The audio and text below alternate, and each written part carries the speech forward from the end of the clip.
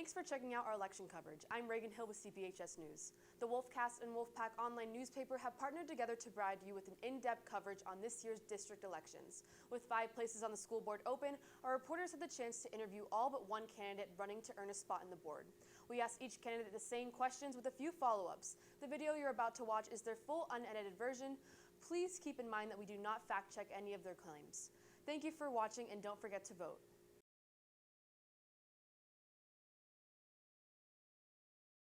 Well, I've been on the school board since 2015, and what initially started was I kept hearing what the lawmakers were saying was going to happen in our schools, and it didn't seem to be happening the same way they said it was going to happen.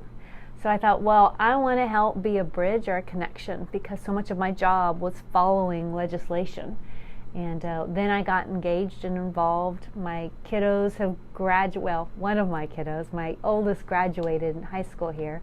My youngest is still here. So having 2 kids in our school system, I wanted to be a part of making it better, but it's also making it better for our community.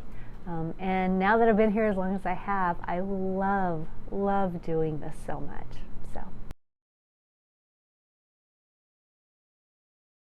Absolutely. So I've spent over a decade in my career. I'm in corporate communications, but a lot of my job is watching and reporting out and kind of interacting with our lawmakers as they pass legislation at a Texas level.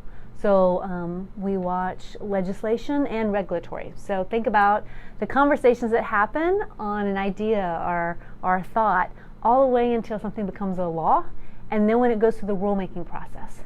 So I spend a lot of time interacting and reviewing and getting information out to people about what is happening in Texas at a state level.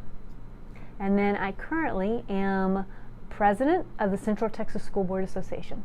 So I work with trustees in our Central Texas area as we talk about what are the needs for our public education students.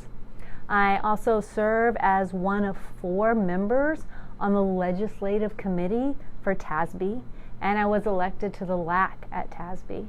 I also did, I guess, a graduation art class in 2017 at Leadership TASB there. And then I spend a considerable amount of time just volunteering where I can in the community. I will say, since I've been on the school board, that hasn't been as much. It's been a busy time. As y'all know, 2019 kind of threw a challenge in everything, and so we've been quite busy since then.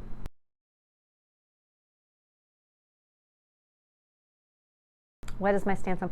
My stance is I hope we can get everyone as educated on the information that's really out there. I'm afraid there's some miscommunication going on. I am so in favor as an individual of Proposition A, because Proposition A is how we pay back recapture. And so when you vote yes, you're voting that we can, basically the district can write the check and pay it back. If you vote no, then what you're saying is, I want the state to make these choices. I want the state to go detach property and permanently commercial value, and we never get it back. So that's why I would be in favor of Proposition A.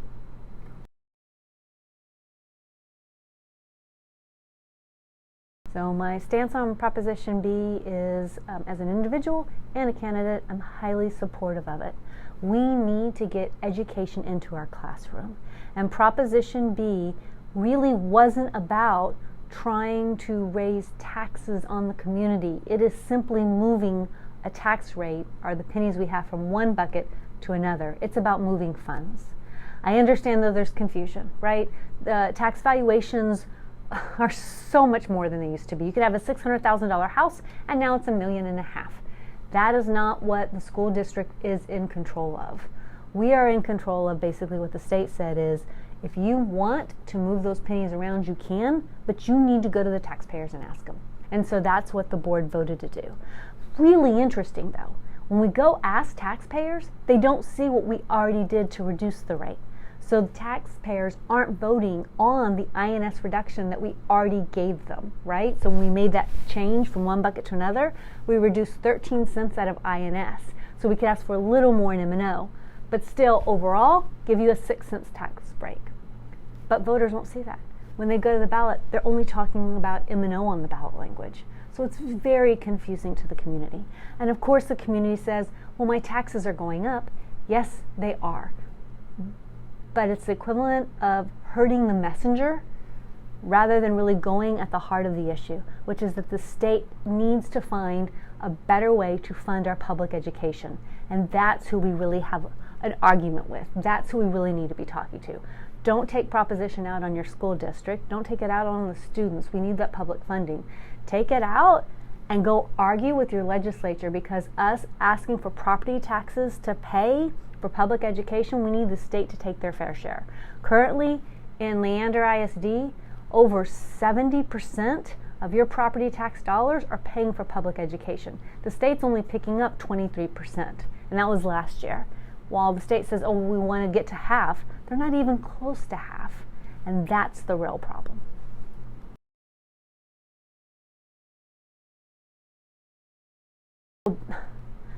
The challenge is the board doesn't do like, oh, I want this position or that position. That's really not a trustee role. What the board does is say, administration, we have certain parameters we want you to go look at and bring us back the information. So the administration will be doing a lot of that work. I can tell you the board has said that we want forward-facing classroom positions to be the last positions that we look at eliminating, removing, reducing. But I can also tell you that when you have a budget that is 87% right now of payroll and benefits, and 1% of that is district administration, that means that there's going to be some hard choices. Now, the district and administration has always worked hard to try to bring reasonable information or reasonable ways for us to look at information. Reasonable information for us to say, like, as a trustee, here's the thought we put into it, here are the positions. But yes, if we ended up having to cut $32 million, I guess what I'm saying is it would be significant. Yes, absolutely. I think this is a day and age right now where it's sometimes easy when something's not going well to shift blame. Right? To say, oh, I'm not happy with X, so it must be all this person's fault or that person's fault. But I think what helps is if we just have a dialogue and a discussion about what are we really doing. So what has the superintendent been doing? Dr. Gehring has fought hard to make sure these school doors stay open. He's had to navigate through 2 different public health authorities giving maybe different advice on how to do that through COVID. He's brought that information to the board.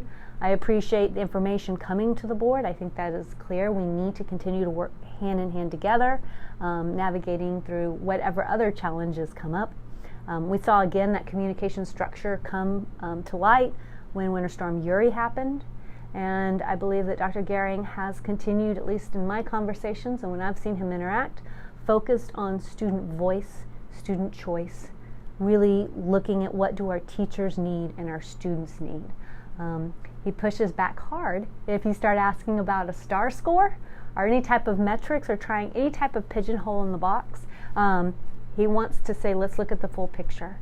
I think there's some real good information when you look at the whole picture and really ways to help your system. I think our system is stable, but I think we're going to keep carrying the question of how can we improve.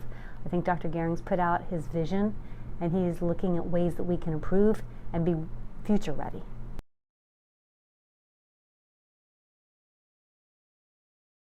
I think they're different. Their experiences are different. No 2 kiddos are ever exactly alike. My daughter did not enjoy AP courses. She liked dual credit. That was her thing. And then she did theater. When she graduated, she went to Texas State. She graduated during the COVID year. That was a rough year. Think about it, no homecoming, no prom. I mean, just all the end of year senior activities done. It was an interesting year.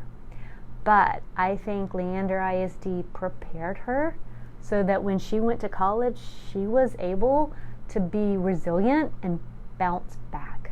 And so she found her groove and is doing quite well. Thank you for asking. And then my son is in high school and he likes AP. That's his thing. And he is in band and loving that.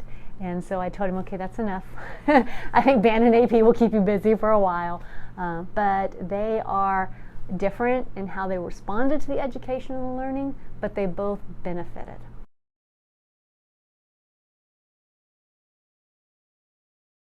I would say, again, if you are just looking at the school as the only actor in our financial situation, you would be hurting the messenger.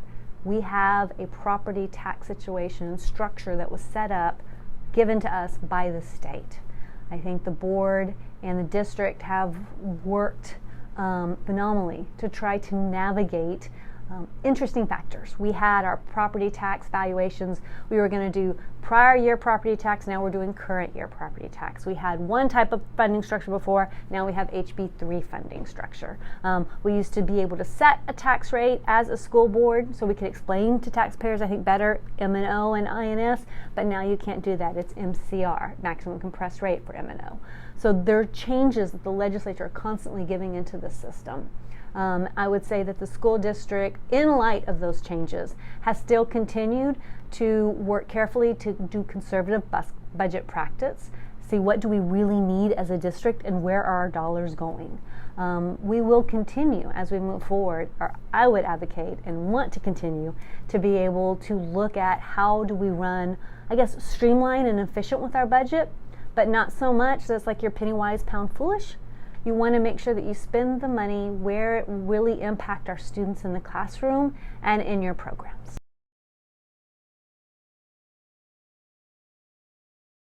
I think we have, from everything that I've seen, from all the people who take part, we've got training, we've got people who are all part of the process, and so I think we can always say, how can we do it better? But I am not aware of anything that would make me doubt or wonder our elections are run fairly at the poll in Leander ISD in our district.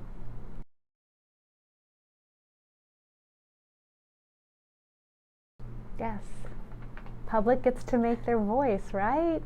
So whatever the public wants, I mean, we're going to go with that. I think that's a good way to do it. But, and if I can go back to one thing you asked about finances, of course. We have had reports where Fitch came out and said that not only do we enjoy a AA and AAA ratings because we access the FSP program, but they've also said that we seldom realize our deficit budgets because of the conservative practicing principles. So we have S&P and Fitch coming out there and saying, you guys were giving you a AA rating.